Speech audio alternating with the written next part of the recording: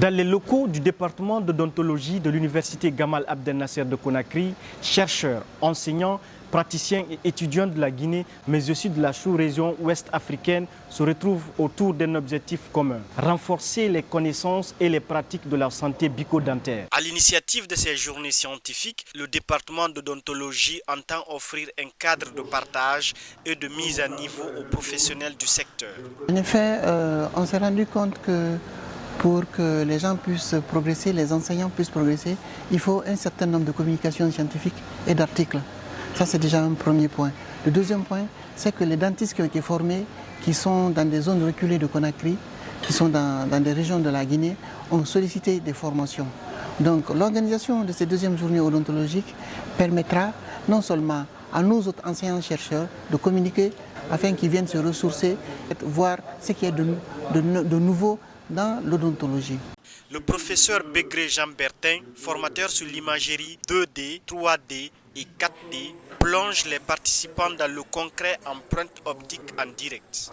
Des exercices pratiques au cours d'une formation continue, d'un atelier de formation continue sur l'empreinte optique. Donc nous avons ici un collègue qui est en apprentissage, qui est en train de scanner là présentement l'arcade inférieure du patient. Enfin, c'est un autre participant aussi. Donc là, il scanne d'abord, il a scanné les faces occlusales. Maintenant, il est en train de scanner les faces vestibulaires. Et si demain, on diagnostiquait un mouvement plutôt qu'en photo? C'est tout l'enjeu défendu par ce orthodontiste et radiologue de l'université Félix Houphouët-Boigny de Côte d'Ivoire. Aujourd'hui, on a franchi un cap nouveau. Ce cap-là nous permet d'accéder d'abord, dans un premier temps, à la 3D. L'imagerie 3D statique, c'est-à-dire le CBCT et le scanner intraoral, de planifier les implants, même le sourire. Mais la véritable révolution, ça va être l'imagerie 4D.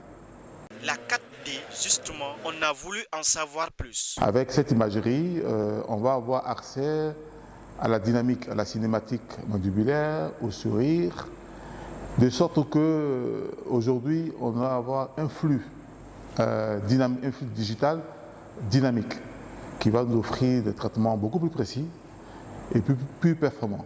Et justement, ce sont ces clés-là, les clés de ces flux dynamiques que nous avons partagés.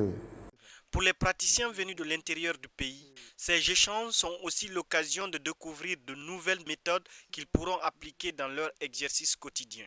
Nous avons vu que l'imagerie est incontournable dans le diagnostic aujourd'hui des pathologies liées à la sphère bucco-dentaire. À travers ces journées scientifiques, les professionnels de la santé bucco-dentaire renforcent leurs compétences pour mieux répondre aux besoins des patients.